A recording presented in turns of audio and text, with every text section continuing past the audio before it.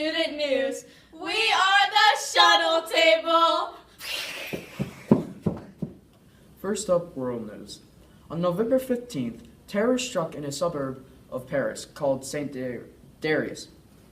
Two men, French and Syrian, ran in with AK-47s, shot people, and then blew themselves up.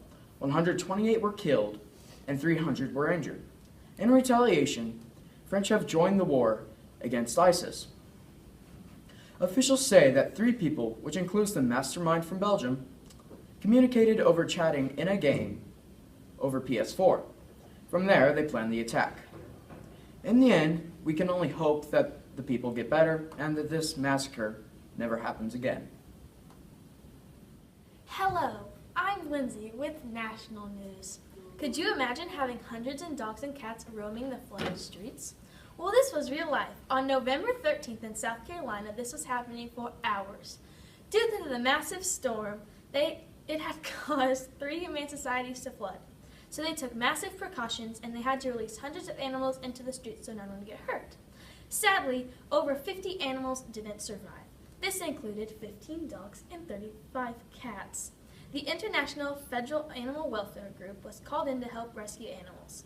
They helped save over 200 animals. The IFAW saved these animals' lives. Now on to state news with Sydney.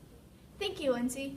Locally, Amanda Blackburn, age 28, and her unborn daughter, Everett Grace, were both murdered on Wednesday, November 11th. Amanda was a mom to Weston, who is 1, and a wife to Davy Blackburn, who is a pastor. On Wednesday, November 11th, during a home invasion, Amanda and Everett were killed. Since then, her husband Davy has spoke out to the community about Amanda and her love for Jesus Christ and the passionate person she was for helping people. Due to police questioning, 2 people are now in custody, but more information on those 2 people have not been released. If you have any information based on this investigation, please let police know immediately. Now on to Aubrey with the latest tech news. Thanks, Sydney. Now for your recent technology update. During the recent attacks in Paris, Facebook activated a feature that lets people in the city that their friends and family know they are safe. This new update is called SafeCheck. The feature grew out of a project created after the devastating earthquake and tsunami that struck Japan in 2011. It works by sending a message to those it detects may be in a dangerous zone, asking if they are safe. The users can then indicate on their profiles that they are out of danger.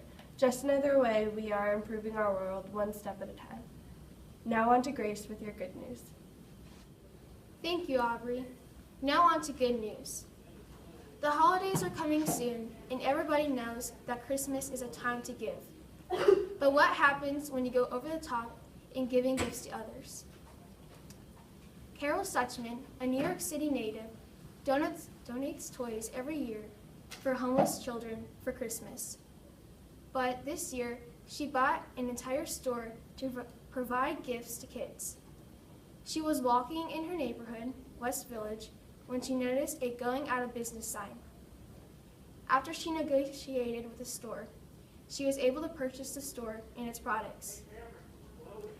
The inventory included thousands of toys, stuffed animals, and art and school supplies. Suchman then turned everything to the city's Department of Homeless Services, or the DHS.